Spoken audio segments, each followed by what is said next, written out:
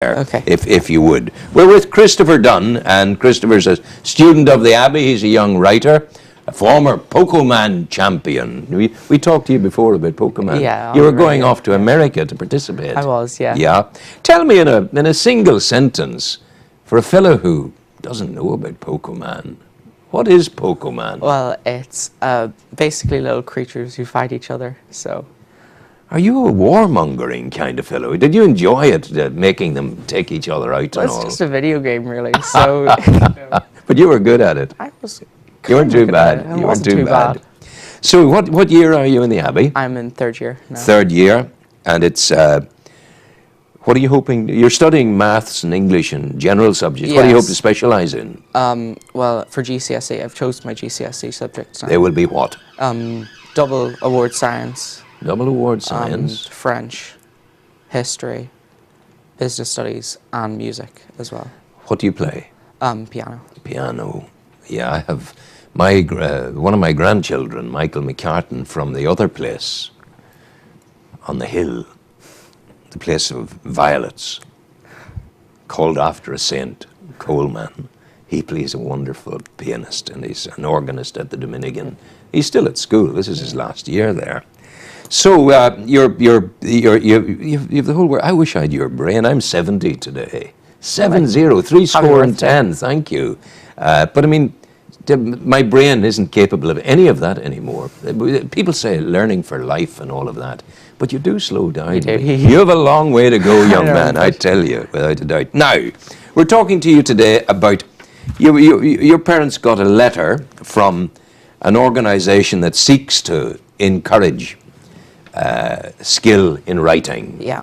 And just tell us about that letter that came. And well, fundamentally, press it and tell us what the letter said. Well, it said, Dear parent/guardian, recently Christopher's school, the Abbey Grammar, submitted some of their pupils' work for the competition was called A Twist in the Tale. Twist in the Tale. And it was a mini saga competition, so you had to write something in less than 100 words. Wow. And it had to be like a fairy tale. It had to be like a parody of a fairy tale almost. Yes. Yes. Who was it once said, I'm too busy. I don't have enough time to write a short story. In other words, it's so difficult to write, you need a lot of time to do it. Shall I read the people? Yeah, sure. Go ahead. This is the Twist in the Tale story, the mini novel, so to speak, the fewer than 100 words of Christopher Dunne, former Pokemon champion and student at the Abbey Grammar School in Newry.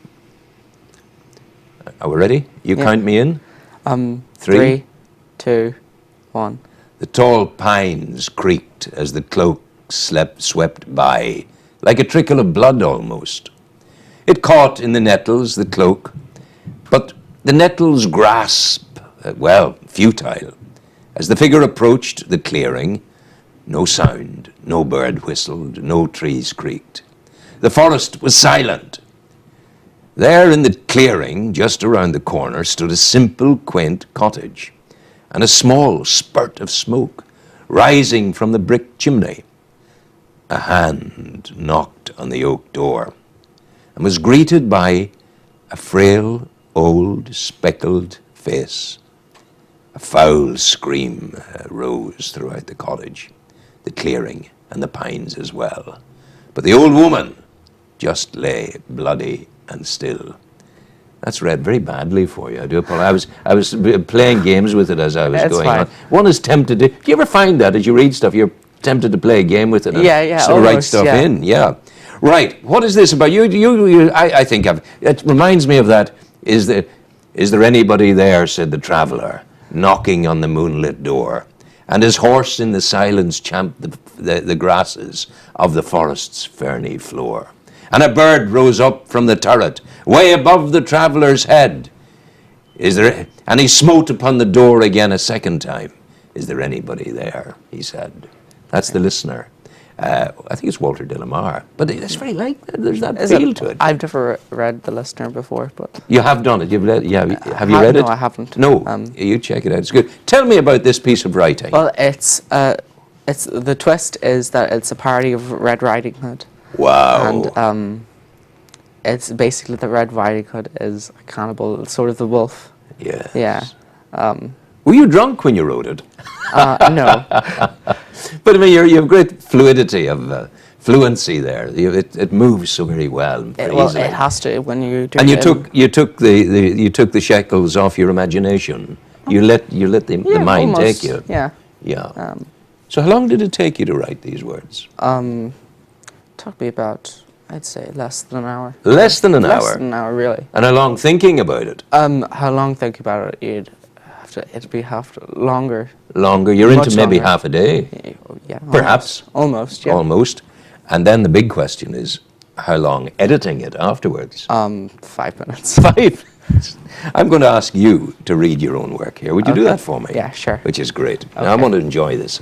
My eyes are closed. I'm listening. The tall pines creaked as the cloak swept by, like a trickle of blood. It courted nettles, but their grasp was futile.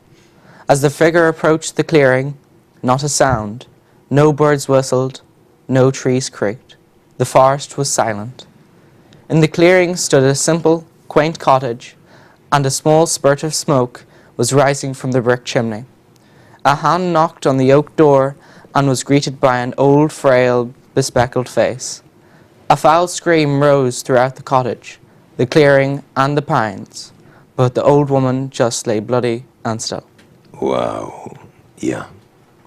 Who teaches you English up at the school? Miss Gilloway. Miss Gilloway. Do you know who taught me English at the Abbey?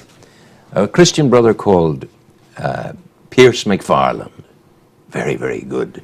He loved, I didn't like the Abbey much because it didn't interest me, but Pierce McFarlane did. And he built into me a love of English, and I thoroughly enjoyed that. So, what did, when your teacher, Miss Gilloway, Yes. when she saw this, what was her response? Well, she's one of those people who doesn't really say much, but Shame on her. She's a teacher. Tell her own hand said to communicate. Tell her that today. And if she doesn't, tell her to come in here and explain herself.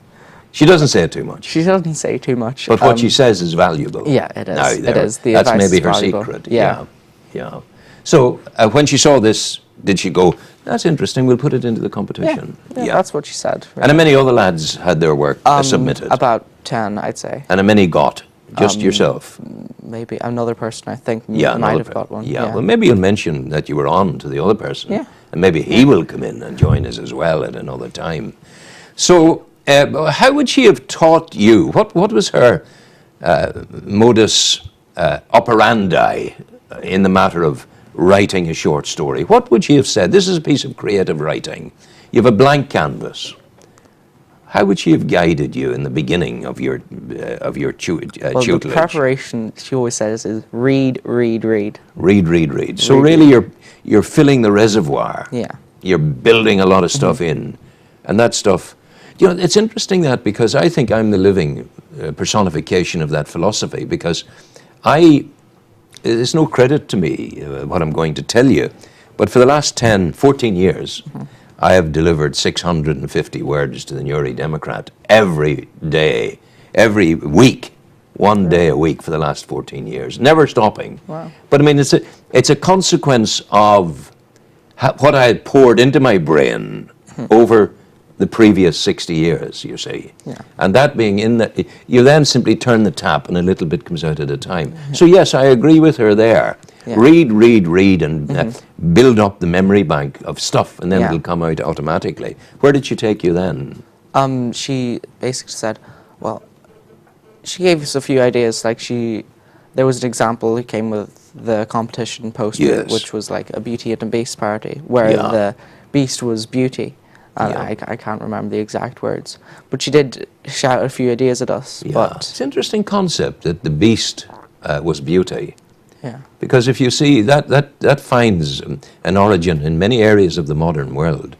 I remember seeing a beast once, and the beast looked at me in the most beast-like way imaginable. And when the beast smiled, he didn't have many reasons to smile, this beast, but when the beast smiled, I saw in his one good eye the beauty of a lifetime lived almost like all the memories that he had were pouring out from the eye to me at that moment. And I said to the beast, "You're a wonderful man." And the beast said back to me, this is a true story, by the way. Beast said back to me, "How do you know? You don't know me." And I said, "I don't know you, but I know your eye. I know the smile that's in your eye, your one good eye." The rest of his face had vanished with his health, his ailing cancer. And I understand that there can be. Mother Teresa in Calcutta would have found beauty in the many beasts she dealt with. You know what I'm saying? Yeah. Phantom of the Opera, the beauty there and all of that. So what are you going to do when you become fully growed, as they say, and have to take responsibility for your life yourself? What do you want to do with your life? I would like to study law. Law. Yeah. Don't be a solicitor. You must be a barrister. Must be a bar. You must be a barrister. That's my belief. I remember when I was running the BBC, the judge, he's a judge today, John Gillan. He's a wonderful judge. And he and I were fighting a number of cases. I was the editor in charge of the programs. He was our legal brief, and we went over to London for consultations on a particular case. And I got on very well with John. And John said to me, "If you ever think of becoming, I would be very, very pleased to sponsor you as my apprentice, as a barrister." So find a way into it and talk to the best barrister. There is nothing more beautiful than to see a good barrister at work. Well, there is a surgeon doing his job. I'd love to be a surgeon. But the barrister doing his work, it's really, really clinical. He just, and it's the consequence of the work he's put in and the preparation and whatever. Now, I'm 70. Are there any questions you would like to ask me? There must be. That's 70. Been around a long time. Who am I? Where have I come from? What interests you about an old fellow of 70? What did you write for the Newry Democrat? Social commentary, the life and times of Newry. Once or twice it was about picking a worm up from a concrete pathway and putting it into a rose bed to allow it to live. To live, yeah. Right. And how long were you at the BBC for? I was 12 years in the BBC. 12 years in the BBC. The Pope did me a very good favour. He got shot, and I was producing PM Ulster that evening, and I managed to make a call to the Irish College in Rome and got an eyewitness. Really? So my interview done that day was picked up by a national PM in London. We had it first. And as a consequence of that, I moved up in the system and one thing and another, and I became the head of Radio Current Affairs in BBC Northern Ireland. Very good. Yes. And what would you say what was the best subject at school, at the Abbey? So, only one. only one. It's a very easy question to answer. No, there were two. The 880 yards down in the sports field, and my memories of the grass having been cut for the sports day, and the smell and the sun. Sunshine on your shoulders, so to speak. We're not getting the weather now that we want. No, there were better days then. So yes, I loved that, and I loved English. Yeah. Those were the two things. I was kind of interested in geography. And it's interesting that my travels throughout the world have taken me to places that are geographically interesting places, you know. And the example in the Newry Democrat, writing can be about any little thing at all. Yeah. So anything else? No, I don't think Nothing so. else? No. I thought you might have said, what's it like to be 70? What's it like to be 70, Rowan? I'm not sure. I'm just getting used to it at the moment. But I think I've been learning throughout my life to, I think I have it there. I'll just tell you. That's the Democrat. Last week's when I talk about heading towards 70. It's very short. Words, wow. Yeah, I agreed to the photographic assignment with the young student of the Southern Regional College. He would take a picture, I would answer a questionnaire. He would link the two. This is answering your question, what it's like to be 70. My picture on the exhibition wall, my words in the book on the desk below. Words that said, This is maybe what it's like to be 70. Words that said, I treasure nothing in life except the ability grown over the years not to treasure anything. Do you understand that concept? Maybe you're too young to understand that. I think I am. Could you explain Yeah, to me, because the thing about treasuring implies a gathering in of stuff and holding stuff too close and valuing things beyond their worth, really. Yeah. That's what I'm going there. And he also asked, and this the one last thing I leave you with, blah, blah, blah, where is it? What advice would you give a young person starting off in life, he asked me. What do I say? I answered, challenge always. Seek the meaning of life. Look beyond the stars. There's 100 words in that for you somewhere, isn't there? There is. I would say. So what's the progress of your career now? This is the certificate you got, Yes, which it is is. lovely. You think about the progress. I'll tell the people. Young Writers 2014 Creativity Award. Talent for Writing. This is a certificate of merit awarded to Christopher Dunne for an original piece of creative writing that was selected for publication in a young writers anthology. You treasure that. It's huge. Well done. Yes, yeah. Well done. So when will you go to university and what happens next? Well, I'll be out of the Abbey in less than 5 years now. 5 years you're in the Abbey. 5 years. Well, no, 5 years I'll be out of the Abbey. Yeah, many years to go. 5. 5? No, even less than 5. What age are But you now? I'm 13 now. Are you? So, Yeah. God, you have a wee while to go. You're Yeah. big for 13. I know. That fella Peter is feeding you well. I think he's doing a good job on you.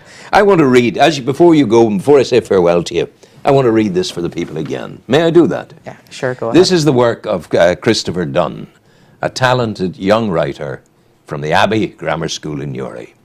The tall pines creaked as the cloak swept by like a trickle of blood, almost. It caught in the nettles, but the grasp of the nettles was futile. As the figure approached the clearing, not a sound, no birds whistled, no trees creaked. The forest was silent. In the clearing, a simple, quaint cottage and a small spurt of smoke rising from the brick chimney. A hand knocked on the oak door and was greeted by an old, frail, bespectacled face. A foul scream rose throughout the cottage, the clearing, and in the pines. But the old woman just lay bloody and still. Well done. Thank you. Pleasure to talk to you, sir. Thank you, Go Robert. well and be the greatest barrister in the land. Thanks. We'll play you some music now.